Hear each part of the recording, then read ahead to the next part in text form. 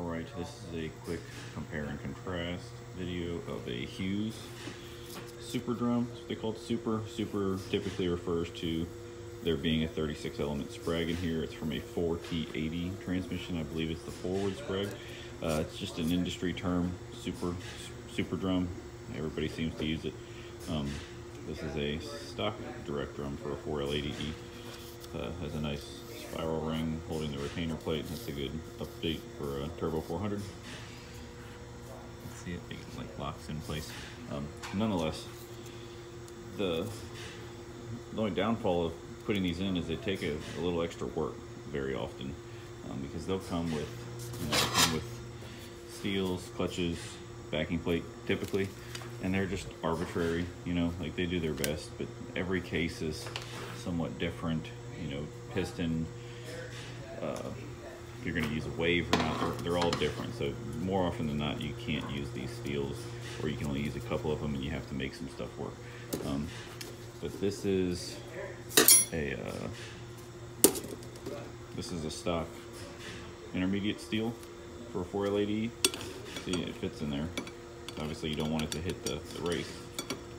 Get it on there, but it won't fit over the super sprag outer race.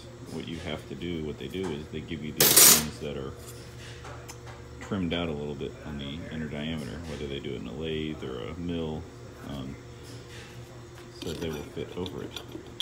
So the downfall of that is if you can't get the tolerance where you need it, because these are all 100 thousandths choline, which those are good, they work, I've used them before. But if you don't get the tolerance right, which I didn't on this one, you have to get thinner ones. These are about, I think, 75 thousandths for a 4L80E, because there's no way to, you can't machine pistons. You can't machine that piston. Your only options for adjusting intermediate clutch clearance is put a thinner snap ring in, a thicker snap ring in, play with waves, or play with steel thickness or clutch thickness as well. But you don't want to go too thin on the snap ring. And these are from oh my god, this is from a Chrysler 727 direct drum, I believe. Direct or forward, I always forget it.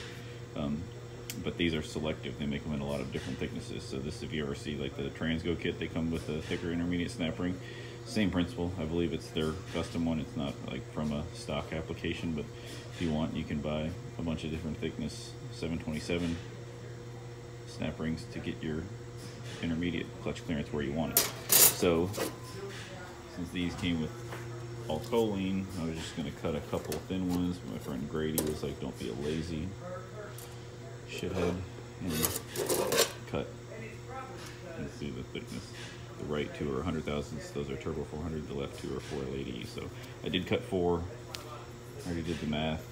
Obviously I'm going to check it again, but that's what it takes. So a lot of this stuff with transmission building isn't plug and play. You have to have a lathe, which I mean, I'm left to assume everybody has one of those, so everybody should be able to build a transmission, right? It just costs a 12 pack, and buy the parts and my buddy will do it. So, but yeah, I'm not here to complain about how hard my job is, but that's just what it takes to do the job right, in my opinion.